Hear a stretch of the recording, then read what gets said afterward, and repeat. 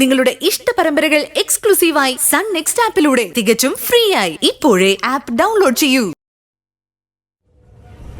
എന്താടാ ശരത്തെ കള്ളന്മാരെ പോലെ പമ്മി നിൽക്കുന്നത്? അയ്യോ sorry sorry sorry sorry sorry. പോലെ എന്ന ഉപമ ഞാൻ തിരിച്ചെടുത്തിരിക്കുന്നു.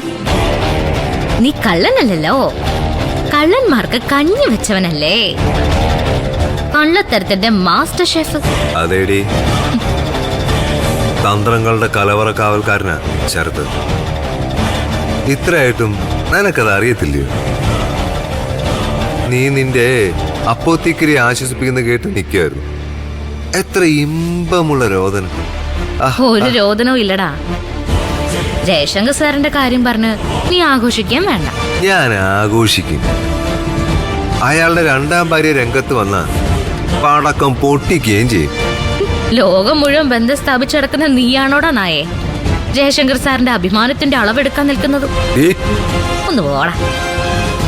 നീ ആ വിശാലിനെയും കൂട്ടുപിടിച്ച് എവിടം വരെ പോവാനാ? നീ ആദ്യം പൊന്നുമണിയുടെ കുഞ്ഞിന്റെ DNA ടെസ്റ്റിന്റെ കാര്യം ചിന്തിക്കേ. അല്ലെങ്കിൽ ഹൽദി പോലെ ആവില്ല കാര്യങ്ങള്.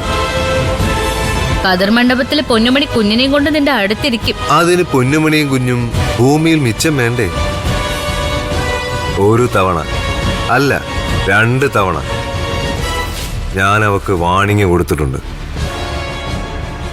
അതേടി, പൊന്നുമണി എന്റെ ഭാര്യ തന്നെ.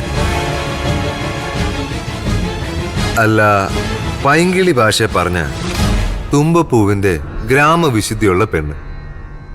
പക്ഷേ എന്നും ശരത്തിന്റെ ഒരു ഹാരം എന്താണെന്ന് നിനക്കറിയാവോ? വഴിക്ക് വരാത്ത മൃഗത്തെ വേട്ടയാടി പിടിക്കുക. അക്കാര്യത്തില് ശരത്ത് നല്ലൊരു വേട്ടക്കാരന്.